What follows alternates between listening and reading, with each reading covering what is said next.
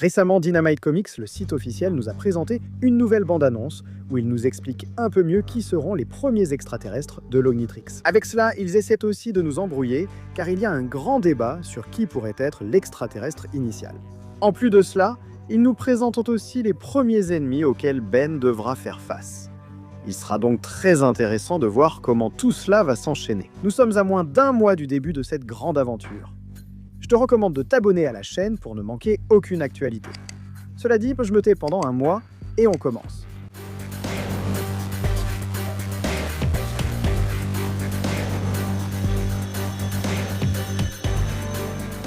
Je t'avais dit que dans la bande-annonce officielle de Dynamite Comics, ils essayaient de nous embrouiller. Pas de manière négative évidemment, mais en suscitant cette question. Pourquoi ? Dans les premières secondes, on voit Ben essayer d'utiliser le Lognitrix. Voici sa réaction en le voyant pour la première fois et en ne sachant pas quoi faire. Le cadran est activé et il ne reste plus qu'à lancer la transformation. Ben le fait, mais à notre grande surprise, c'est l'incroyable 4 bras. C'est une scène incroyable. On voit la transformation brutale que Ben va subir. L'ADN Tetraman apparaît sur tout son corps. Il reste encore quelques petites traces d'ADN humain en lui. Il avait été précisé que les transformations du Lognitrix ne durent que quelques secondes, contrairement à la longue cinématique épique montrant les extraterrestres en mutation. C'est purement visuel pour le spectateur. Ici, Ben a encore la main sur le Lognitrix. Dans la case suivante, on a déjà l'incroyable 4 bras. Dans les prochains panneaux, c'est quelque chose que nous avions déjà vu concernant le Lognitrix, à savoir son arrivée. Le météorite tombe si près de Ben qu'il l'envoie valser. Entre la confusion et le fait de voir autant de lumière émanant de ce météorite, Ben s'en approche. Ensuite, on peut voir une case où le Lognitrix est déjà au poignet de Ben. On ne peut pas confirmer que cette scène suit immédiatement la précédente. Il est possible que le Lognitrix finisse sa configuration et s'attache à l'ADN de Ben, ou qu'il se passe quelque chose de plus logique. Et c'est le cadran ouvert pour une nouvelle transformation. Il n'y a aucun moyen de pouvoir l'assurer, car nous ne savons pas encore comment fonctionne le Lognitrix. L'original que nous avons toujours connu nous montrait ceci, pas quelque chose vers le haut. Le Lognitrix de Force Alien nous montrait effectivement une sorte d'hologramme. Celui-ci pourrait représenter assez bien cette scène, mais nous ne pouvons encore rien assurer. Dans la bande-annonce, on insiste sur un point crucial. C'est une nouvelle origine pour Ben Tennyson. Et avec ces nouveaux secrets auxquels nous n'aurions jamais pensé, et évidemment un nouveau Lognitrix. Je te rappelle quelque chose de très important. Les 3 premiers épisodes tourneront autour de cela. Qu'est-ce que le Lognitrix et comment fonctionne-t-il avec l'aide de ces nouveaux extraterrestres ? Après cela, nous passons à un autre panel intéressant où il est mentionné qu'il y aura plus d'extraterrestres. En réalité, ce sont les bioïdes de Vilgax dans son vaisseau spatial. Ensuite, on retrouve l'image déjà présentée auparavant, celle de cet ours. Ce qui est intéressant dans tout cela, c'est la perspective qu'on nous donne. En effet, il nous est révélé qu'après l'arrivée de l'ours, le feu viendra, avec une aura incroyable et un design extrêmement brutal. Il utilisera tous ses pouvoirs pour éloigner cette bête de lui. Je n'y avais jamais pensé, mais en réalité, l'ours est presque 2 fois plus grand que Feu. C'est la maman des ours. Tout cela va évidemment causer des problèmes, car après cela, on peut voir la forêt commencer à prendre feu. L'ours s'enfuit après avoir reçu cette attaque, avec presque la moitié de son corps brûlé. Pendant que Ven, transformé en feu, essaie simplement d'analyser ce qui se passe.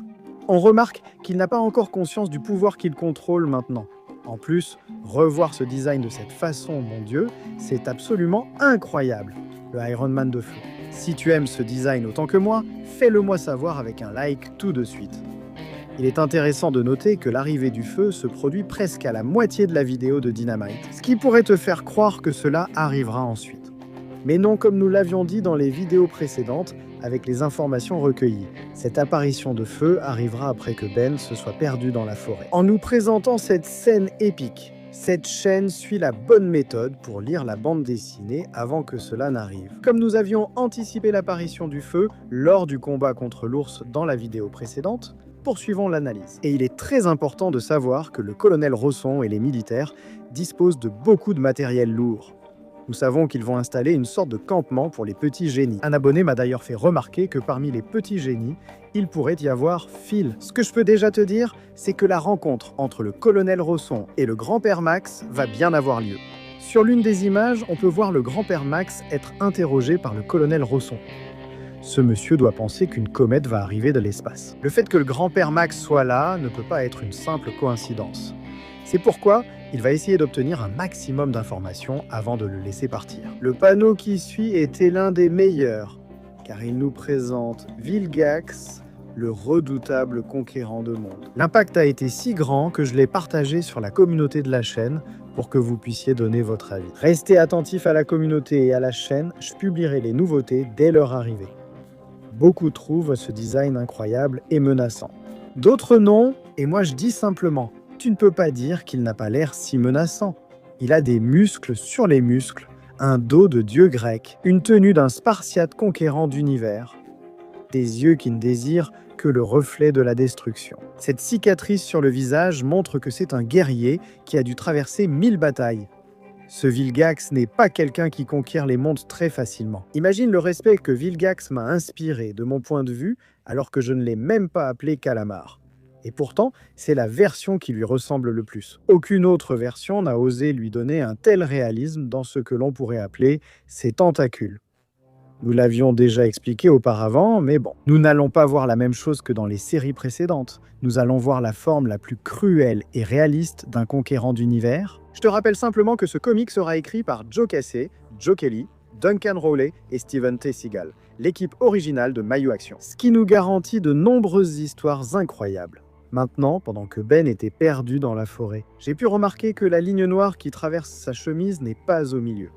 Ce que nous pouvons voir ensuite, c'est Vilgax à l'intérieur de son vaisseau. Et voir ce panneau déjà colorié, c'est un autre niveau. Ici, on peut déjà voir un peu mieux les bioïdes qui servent au Vilgax. Et sa pose de conquérant, à laquelle beaucoup faisaient référence en parlant de Badel. Et le petit tigre d'Invincible. Même si personnellement, ça m'a rappelé cette version de Kratos avec la toison d'or. Avec la transformation de feu, la vidéo de Dynamite Comics se termine. Il convient de souligner que le feu semble être confus.